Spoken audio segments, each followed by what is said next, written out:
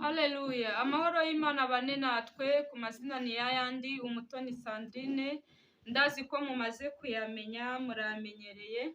Izina ry'Imana yacu rihabwa icyubahiro. Ndabashimiye ku bitekerezo byanyu byiza kandi mwe mudushimira aho muri hose. Imana ibaha umugisha, mudutera imbaraga zo gutuma dukora uyu murimo.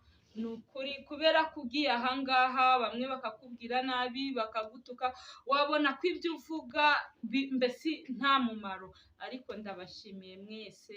Imana ibaha umugisha. Mwe mukurikirana urubuga Ubuhanuzi Bushya TV. Amahoro y'Imana bane namwe. Ndabashimye aho muri hose. Shalom shalom. Ndabasuhuje mu izina ry'Uwiteka Imana yacu, ngo amahoro y'Imana abane natwe aho turi. Tugiye kumva ijambo ry'Imana. Mbere yuko twumva ijambo ry'Imana, njya nkunda kugushishikariza gushima. Wowe wabonye igitondo cyemeye ukabona weguye umusaya biremeye, shima muri byose. Ijoro rishobora gusa n'irindi, ariko ibibereye muri iryo joro bikakubera nk'igitangaza, bikaba ijoro ridasanzwe, ariko wowe wabonye uryama ukabona ukabyuka ukabona ari amahoro, shima muri byose. Umunsi ushobora gusa n'undi, ariko ibibereye muri uwo munsi ntibise, ukumva biragutunguye, ariko wowe wabonye umunsi ubaye amahoro, shima muri byose. Njya nkunda kukubwira, nubona byibura urakangutse mu gitondo, ujye uhita upfuka muhereza Imana icyubahiro, uvuge Mana ndagushimye, icyubahiro kibi cyawe ko wanyongereye undi munsi wo kubaho mu minsi wampaye. Reka dusenge Imana tunashima Imana yabanye natwe. Mana turagushimye, turaguhimbaje, watugiriye neza, twebwe abo wacunguje amaraso yawe. Izina ryawe rihimbazwe, izina ryawe rishyirwe hejuru. Ndagushimye ko watugiriye neza, twebwe ubwoko bwawe watoranyije. Hari benshi bavuye mu mubiri, abandi biswa andi mazina, abandi bahuye n'ibibazo bitandukanye. Twe si ubwiza, si uburanga, si ugukiranuka, ahubwo ni imbabazi zawe watugiriye. Iyi saha rero reka tugiye kumva ijambo ryawe, ntirice mu gutwi kumwe ngo rihinguke mu kundi, ahubwo rishinga imizi mu mitima yacu. Amen. Tugiye kumva ijambo ry'Imana riri muri Zaburi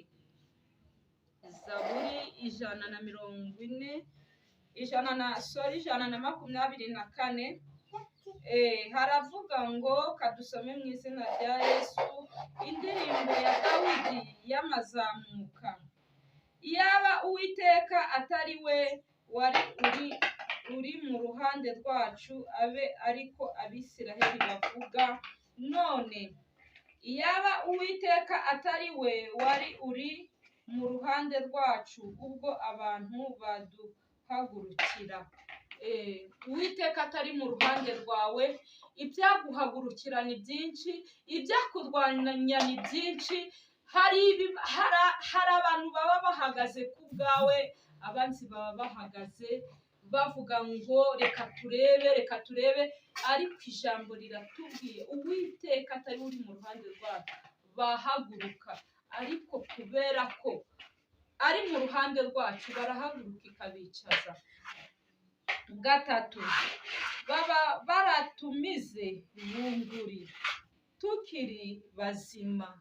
Nshuti yanjye, karitiye utuyemo, agace utuyemo, hari igihe abarozi barimo barusha abaturage ubwinshi.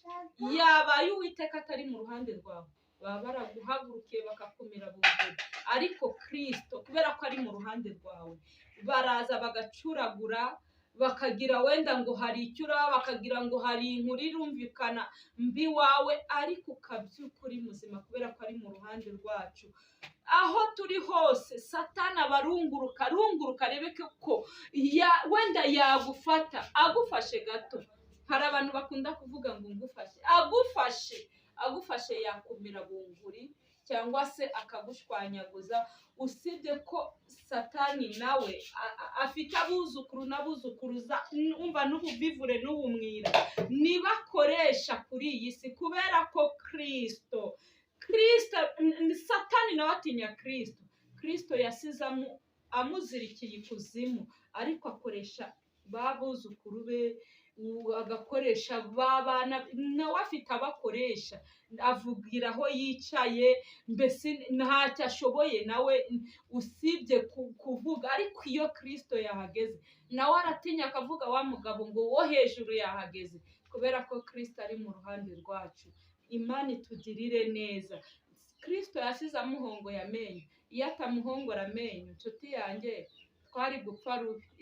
Iyo agushinga iryinyo rimwe byari kukubana bibi, ariko Kristo yasize amugize ibihanga. Kadukomeze. Ubwo umujinya wabo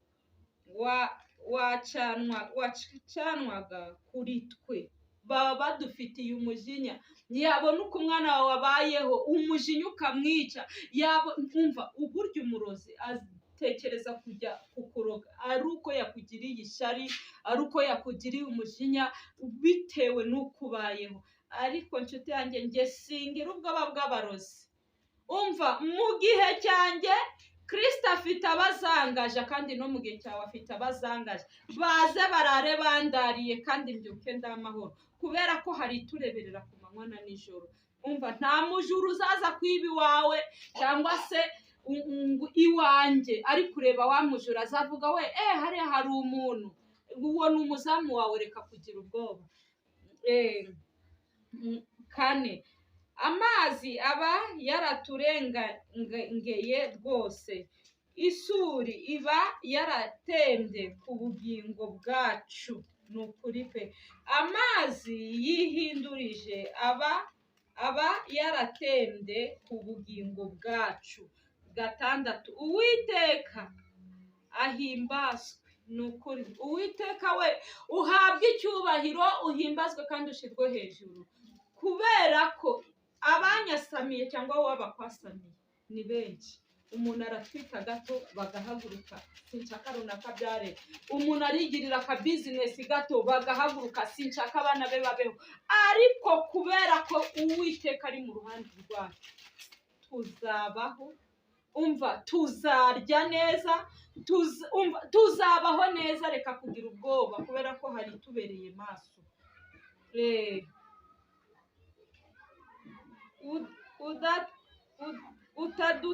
Utadutanze kuba nk'umuhigo w'amenyo yabo.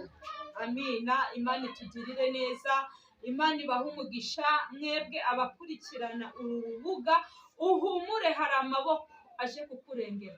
Kristo ntajya abura amaboko aza kurwanira umuntu intambara mu gihe cy'ibigeragezo cyangwa se cy'ibibazo byakurenze. Shalom shalom, amahoro y'Imana abane natwe. Amen.